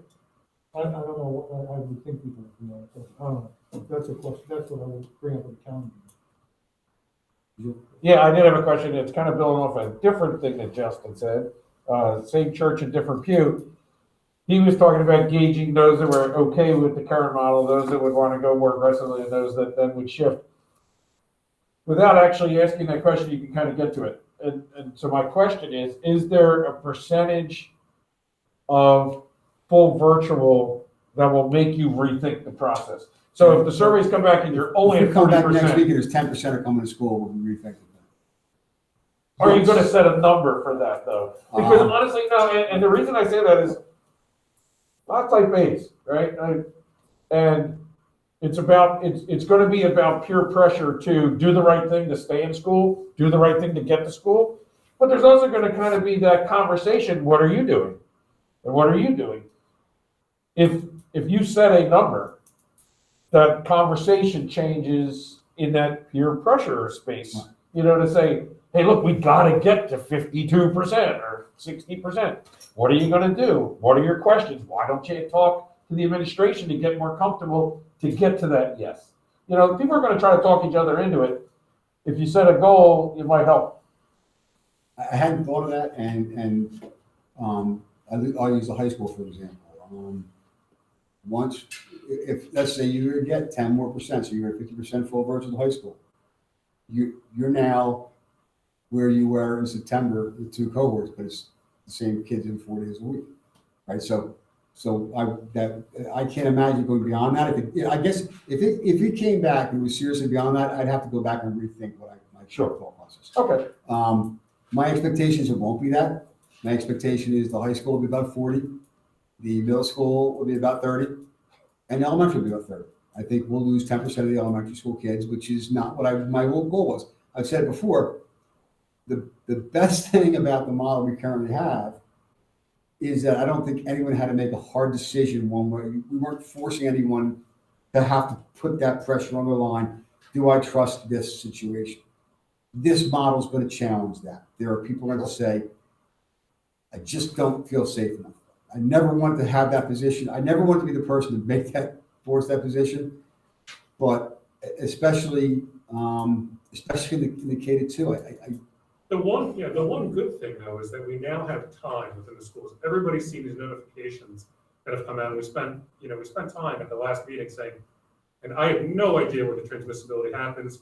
None of us can fully know for sure. But the last meeting, we said, finally you saw an alert go out, but for the first time we said, we think that there was a close contact in school, and this could have very well been the point of transmissibility. That was the first time in over 100 cases. And so going into it, when we first made these decisions at the outset, nobody had any idea what it was going to be like within the schools. Now you've had some time, and I can't say the schools, definitely can't say the schools are safe. I can't say that there haven't been a number of transmissions, but for the first time we said, you know what? We think the transmission happened. I think out of the 127 cases, 24 didn't have known exposure outside the school.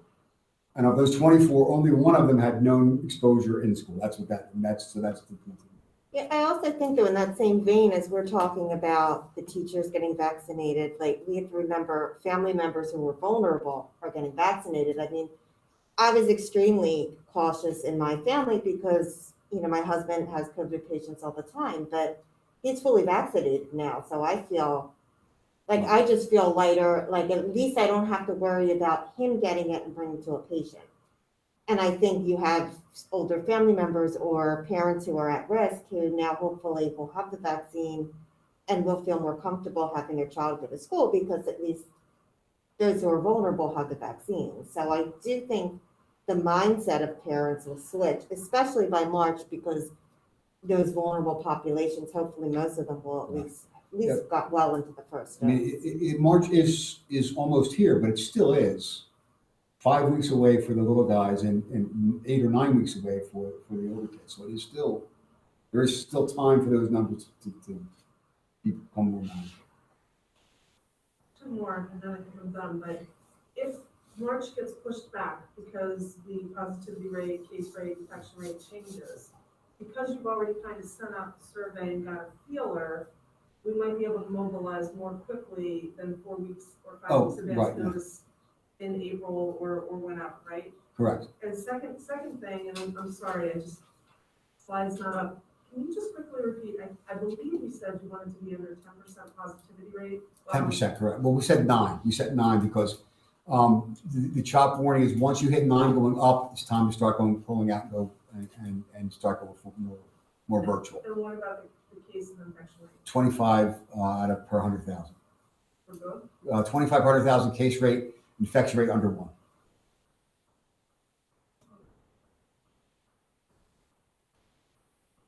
Thorough discussion. Hopefully we answered a lot of questions here and And if not, we'll be opening up for public comment. that's right. So, Chuck, thank you very much. That's so much. Thanks, Chuck. I do not. It wasn't just me, it was the whole team put it together. Thank you. A lot of people did a lot of work. Do you do anything? Just make sure it doesn't get around. I drove him around. Yeah. Today. Dead ankle. Make sure you sleep at night. You gotta order that Haddonfield golf cart. Gino and I have this joke because I put him on the spot a few times early on. So I said, I haven't done that in a while. Gino, we're going to bring that back. All right, we're going to open it up to public comment. John, I'll ask you to switch the screen over.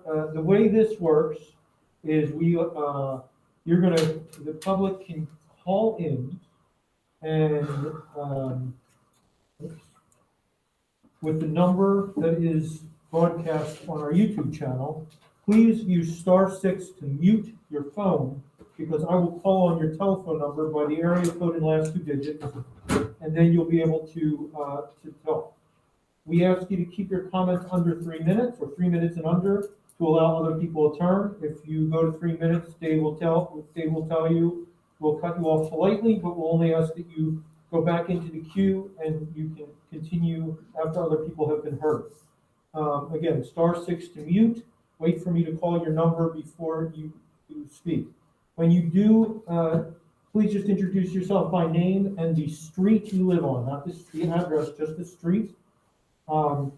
Again, I let the public know that we don't really answer questions during this time, but we take questions.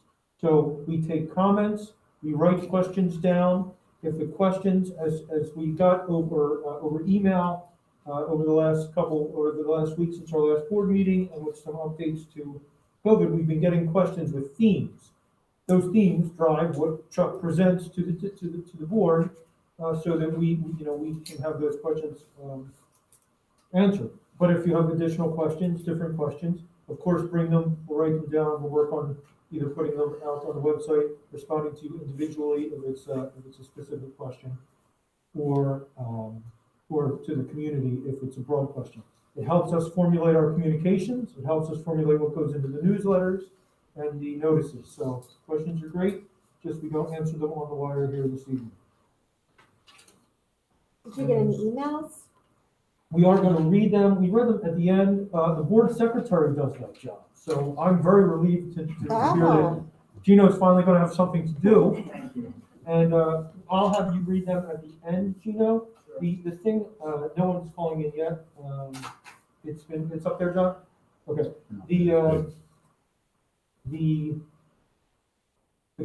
So we're learning about this. This is new. You can email or hard mail a comment into the board to be read at the board meeting. We are allowed to say, if you say, like, what color are you painting the stairs at Lizzie Haddon? If 5 people ask it, we're allowed to say, these 5 people asked the same question. That is sufficient to have been heard. So we can consolidate. But other than that, we'll just read your question. We have somebody call. Great. Okay, so we have area code 617 ending in 68. If you could unmute with *6 and introduce yourself. Hi, can you hear me okay? We can. Yes, hi, this is Rebecca Seshasai from Station Avenue. I just wanted to make a few comment questions, sort of. I guess one is, I believe we're in the southwest area for the COVID-19 activity level index, and I believe that the number for the percent Cali score was misquoted. It's actually this week 6.4, not 2.53. 2.53 is for the southeast region. I'm not exactly sure how that's going into your calculation compared to case rate and percent positivity, but it is a big difference.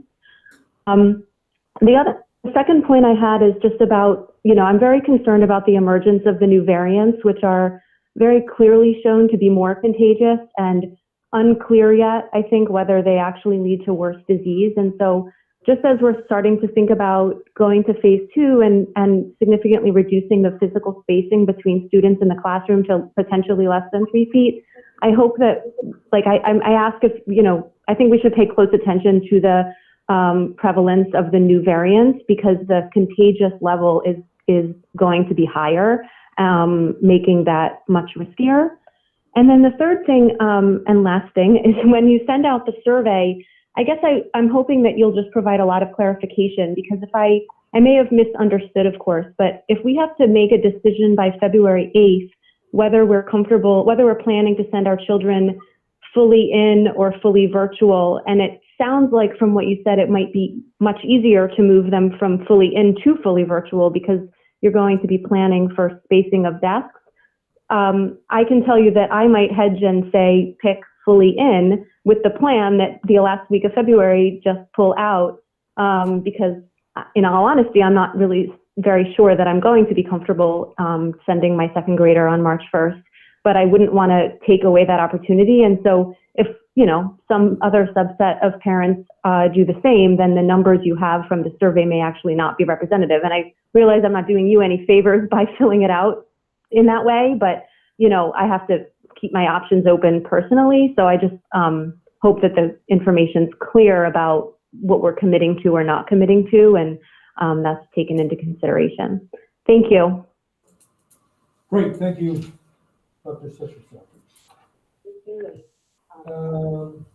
I don't see another caller. Dr. Priolo. Are we ready? We are ready. The first write-in was from Bill Lee from Fleming Street in Haddonfield. And his comment is, when will Haddonfield schools open for full-time in-person instruction? Board of Education, Administration, Teachers Union, and those teachers supporting the union are ignoring science and damaging our children by refusing to teach in person. The CDC is now supporting in-person instruction. My daughter is a sophomore at HMHS and said, I'm never going to have a normal year in high school. It made my heart ache that she feels and thinks this way. Children need to be back in school with their friends and peers. The Board of Education needs to take a stand and insist that teachers get back to work in front of the class. No more excuses or trying to hide behind the dubious science. The next comment is from Tom Filioli from Evergreen Avenue. As a parent of a student at the high school, I want to strongly encourage the board to consider phase 2, at least for the high school students, as soon as this new semester starts. Thank you. Next comment is from Gregory Dodson from Morehouse Lane. The CDC, as well as New Jersey state health officials, have recently stated that it is safe for children to return to school with safety measures in place, and that education of our children in person must be a priority.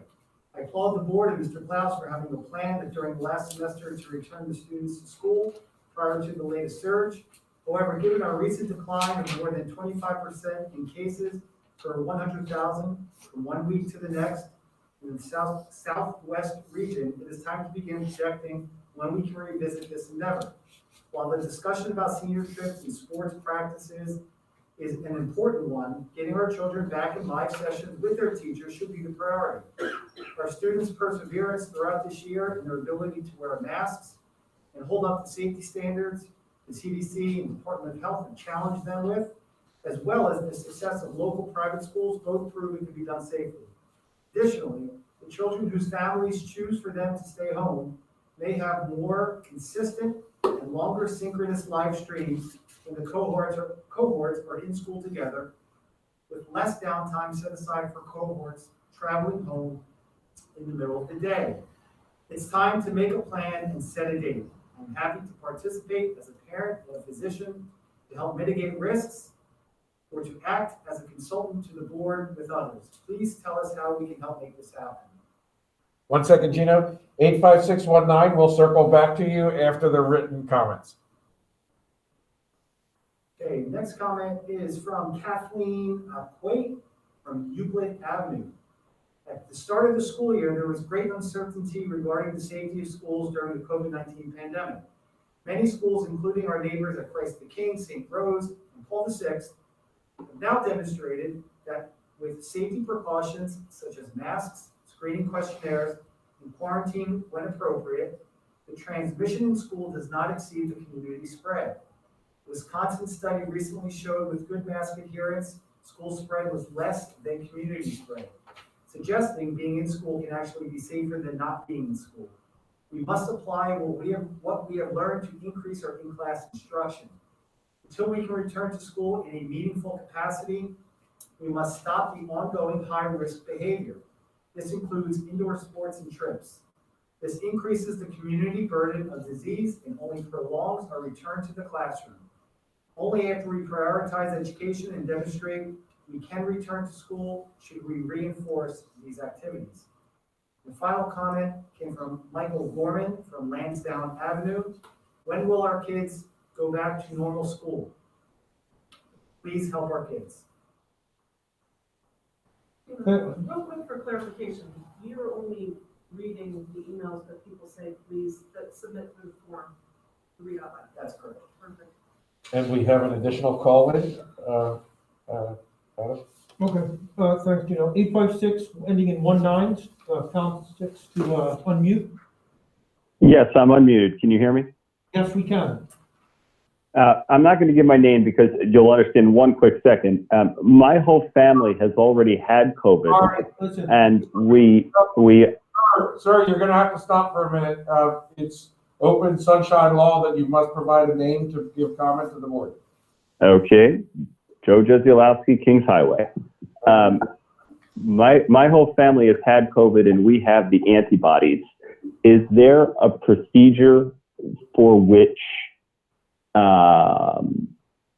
children who have had this can get back earlier because they are not having the antibodies? They are amenable to getting back earlier. I mean, they're not disease vectors as I understand it from the doctors. Thank you. Thanks for, thanks for following the roll, Joe, and thank you for a good question. 917. Yeah, we have 917 ending in 57. And *6 to unmute your phone and turn down the volume on your YouTube broadcast. 917 ending in 57.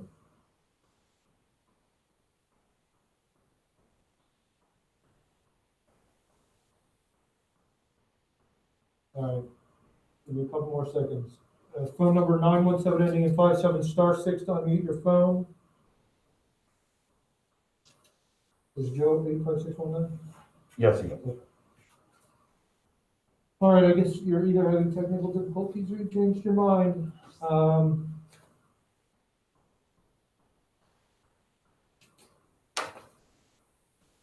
right, John, take it down. If 917 figures it out while we're going through the agenda, we'll let them make their comment. Thank you, John. That's it for open comment.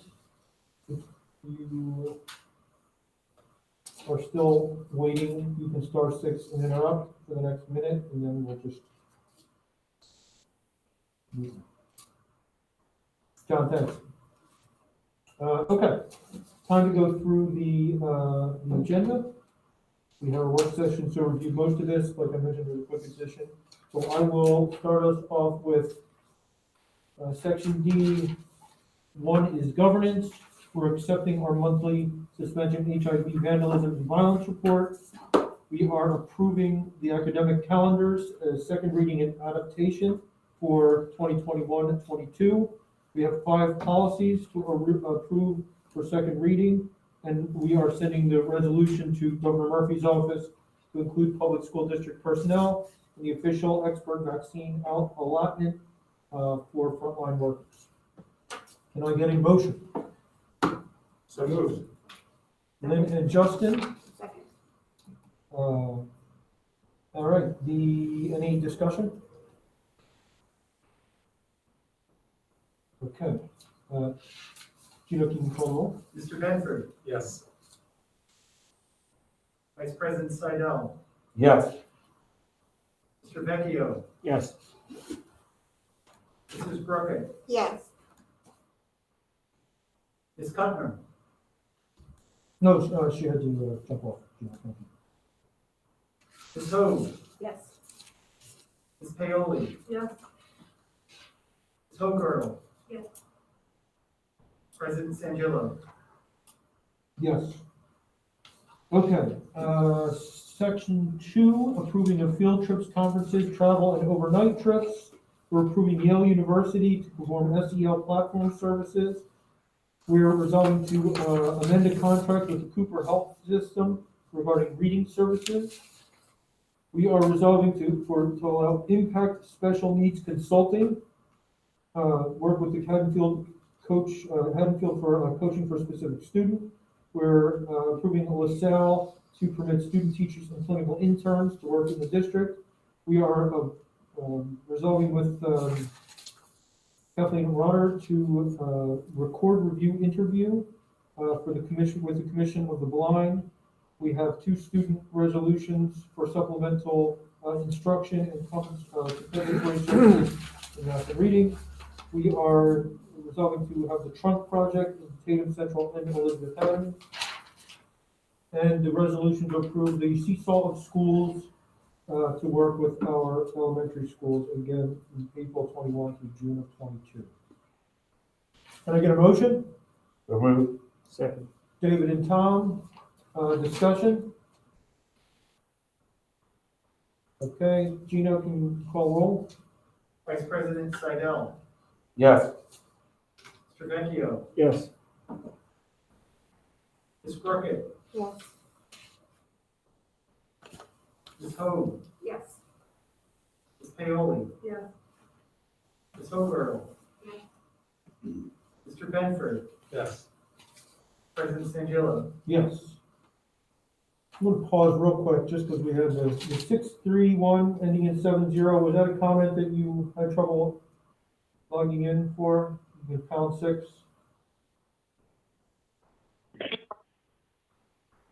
No, hi, this is Monica Harris on Chestnut Street. I just wanted to call in when you guys were taking comments just to thank the board for their hard work and understanding, especially the kindergartners for phase 2. So I just wanted to voice my opinion and share how happy I am as a mother of a kindergartner that you guys are finally, really pushing through and making an extra effort to see that happen in the near future. And I'm really hoping the numbers drop and we stay on course because it's extremely important for these kids. So again, I just wanted to call and thank you. Thank you, Monica. Thanks for calling in. Have a good night. You too.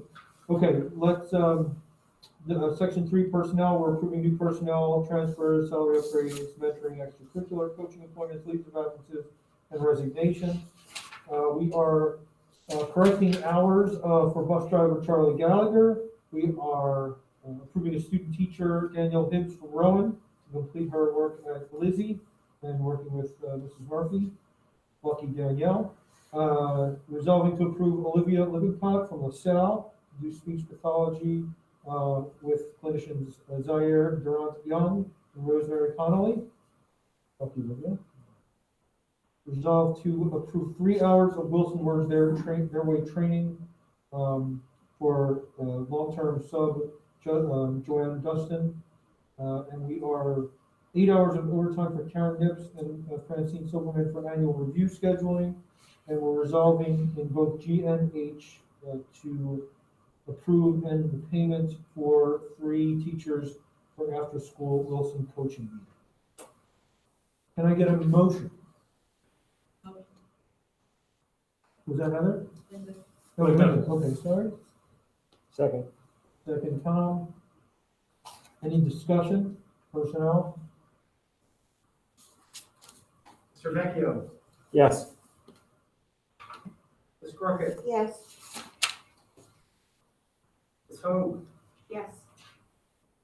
Paoli, Yes. Ms. Hogarth, Yes. Mr. Benford, Yes. Vice President Seidel, Yes. President Sangillo. Yes.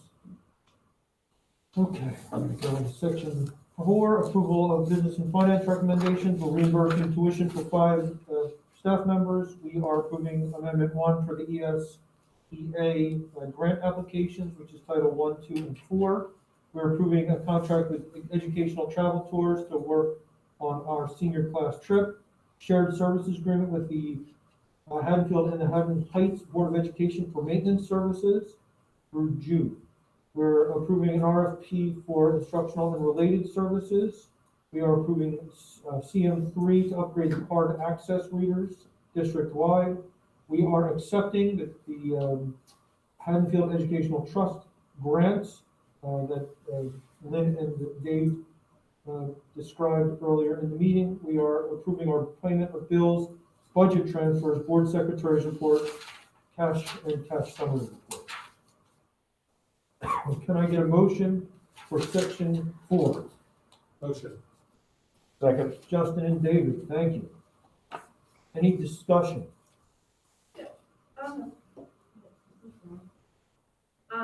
D, the shared services agreement with Haddon Heights, maintenance services. I just thought it was interesting, and I was curious if there was any, I think it's nice, we're all in it together. I love that, it's specified that if we're in need of them first, we're not going to share, and it's only go through June. I was trying to determine from the language, are they currently impacted, or should they be impacted in the future? I was surprised that it wasn't reciprocal, and it was only us helping them. They're struggling to keep their staff. So they are impacted. They've had a couple people out for close contact and positive testing, and they're very short-handed. So they reached out for some help. So it's probably good neighbors. Yeah. If we were to get hit, our main department, and we were down several, and they had people who just worked the other way. Just so happens right now they came to us because they're in that situation. I had a question about C. So I'm assuming all we're doing is approving a contract, but there's no financial movement until we know what's happening. And knowing that last year there were some issues with deposits that were put down, I think it was for, it was a trip to San Francisco, and then there was the deposits were fundable or whatever. So I just want to make sure that we're not going to run into those kinds of situations. So there are dates given out that the deposits are fully refundable, and there's a secondary date when the finals are due that you can get insurance. I think it's $65. I think we said last week. And the other part of it too is if we don't get 50% of the kids, we're not going to go on the trip. So it's not a class trip if 50 out of 200 kids go. That's just 50 kids go on a trip. So the goal is to get the first payment in, I think, relatively soon. It's a $50 deposit to get a gauge whether we're going to be close to 50%. And then as you get closer to the actual day, there's a full refunded date for full refund. We'll have a decision made by then. Any other questions, comments on the floor? Ms. Crockett? Yes. Ms. Hoag? Yes. Ms. Paoli? Yes. Ms. Hoagirl? Yes. Mr. Benford? Yes. Vice President Seidel? I have two exceptions. Yes, except for G, I was on the selection committee, so I'm going to abstain. And H, I am conflicted, so I'm going to abstain on a payment, so I have to abstain on the whole thing. Mr. Vecchio? Yes. President Sangillo? Yes. Okay, 5, approval of the meeting minutes, regular meeting minutes of December 10th, executive meeting minutes of December 10th, and the reorg meeting of January 7th. Any motion? Second? Discussion? Gino? Ms. Hoag? Yes. Ms. Paoli? Yes. Ms. Hoagirl? Yes. Mr. Benford? Yes. Vice President Seidel? Yes. Mr. Vecchio? Yes. Ms. Crockett? Yes. President Sangillo? Yes. All right, board, any items for future consideration? Normally, this time of year, we look at that class population printout and plan for the upcoming budget, whether or not we might need to consider hiring new teachers, in the hopes that we'll be back to, even with safety precautions, having kids 100% in the classrooms in the fall. I'm just hopeful that maybe we can see that data next board meeting in February. Sure. We may have had it at this board meeting, but we're behind the budget meeting initiatives because Mike's been busy. But he'll be able to we'll finalize those next week, so we'll have some ideas of what initiatives we're going to move forward for the next meeting. Yeah, I would just like to see the number of students per classroom and whether or not that trend is growing or decreasing. Any other items? Can we work on getting something more concrete from the borough regarding the swap? Yes. Yes. Your lipstick out of yours.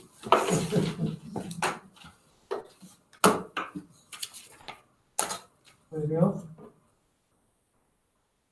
Okay, any motion to adjourn?